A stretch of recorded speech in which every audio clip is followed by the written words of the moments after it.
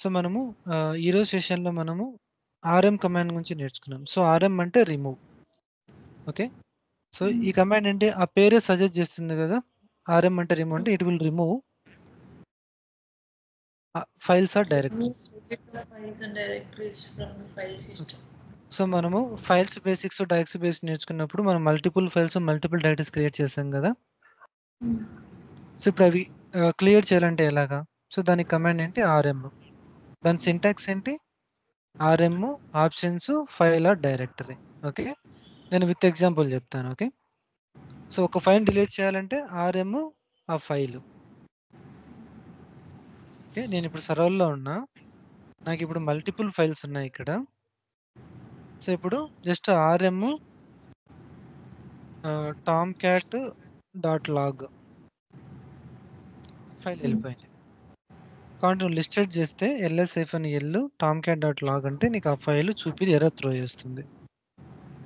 చూడు, no such file directory.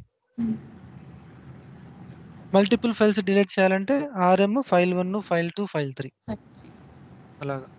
So ఇప్పుడు RM Tomcat dot out Tomcat error dot log. So అవి కూడా వెళ్ళిపోయాయి. నేను లిస్ట్ అవుట్ చేస్తే అక్కడ ఉండవు చూడు, నాకు టామ్ క్యాట్ ఫైల్స్ చూపించట్లేదు చూడు ఇక్కడ.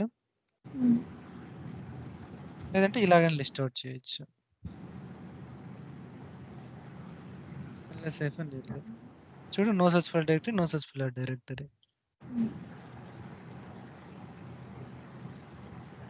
నెక్స్ట్ డైరెక్టరీ రిమూవ్ చేయాలంటే -r. ఎందుకు?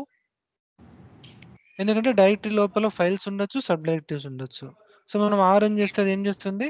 దాని లోపల అన్ని కన్సిడర్ చేసుకొని డిలీట్ చేయాలంటుంది. సో అందుకు -r పవన్ డైరెక్టరీ.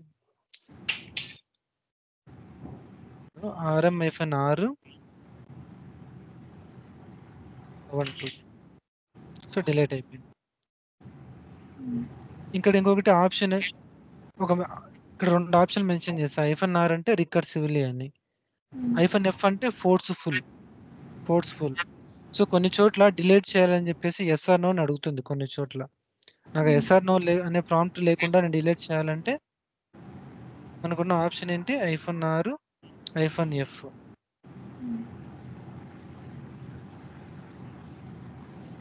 డిలీట్ అయిపోతుంది. సో మనకి ఈ డైరెక్టరీస్ ఉండవు లిస్ట్ అవుట్ చేస్తే.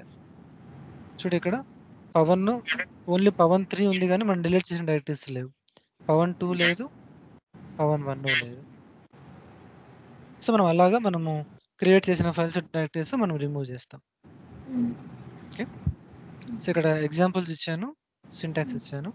ఓకే, సో ఇంకొకటి, మనం అన్ని టెక్స్ట్ ఫైల్స్ డిలీట్ చేయాలంటే ఆర్ఎం స్టార్ డాట్ టెక్స్ట్. అన్ని లాగ్ ఫైల్స్ డిలీట్ చేయాలంటే స్టార్ డాట్ లాగ్. సో ఇక్కడ మనకి ఇంకా టెక్స్ట్ ఫైల్స్ కనపడుతున్నాయి కదా స్క్రీన్ లో ఇక్కడ. సో నేను ఆర్ఎం అన్ని కాబట్టి స్టార్ డాట్ ఎక్స్టెన్షన్ తో డాట్ టీఎక్స్టీతో ఎండ్ అయ్యే ఫైల్స్ అన్ని నాకు రిమూవ్ చేయాలి.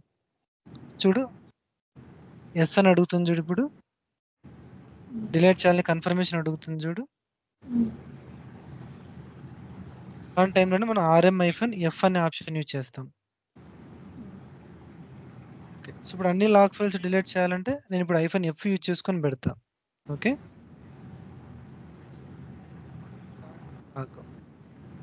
చూడు, ఎస్ఆర్ నోని ఎక్కడ అడగలేదు చూడు, డిలీట్ అయిపోయింది. ఇప్పుడు నేను లిస్ట్ అవుట్ చేస్తే నాకు టెక్స్ట్ ఫైల్ లాగ్ ఫైల్ ఉండదు చూడు. .tf ఉంది, .sql ఉంది, కానీ .txt లేదు, .log ఫైల్ లేదు. అలాగే ఫైల్ అనే పేరుతో స్టార్ట్ అయ్యే ప్రతి ఒక్కటి డిలీట్ చేయాలంటే కమాండ్ ఏంటి? RM file. సో మనం ఈ ls-f అని ఎల్ అనే కమాండ్ లో మనం చూస్తాం కదా ఈ బేసిక్స్ ఆల్రెడీ. సో గుర్తున్నాయా? సో ఇప్పుడు ఈ ls-l అనే కమాండ్ లో ఇక్కడ మెన్షన్ చేశాను కదా. సో ఇక్కడ సో సేమ్ అంతే, ls బదులు మనం ఇక్కడ ఆర్ఎం కమాండ్ యూజ్ చేస్తున్నాం. Okay, so that's all about RM command. Okay, so మనం నెక్స్ట్ సెషన్లో వేరే కాన్సెప్ట్ గురించి నేర్చుకుందాం. Okay, thank you, by by.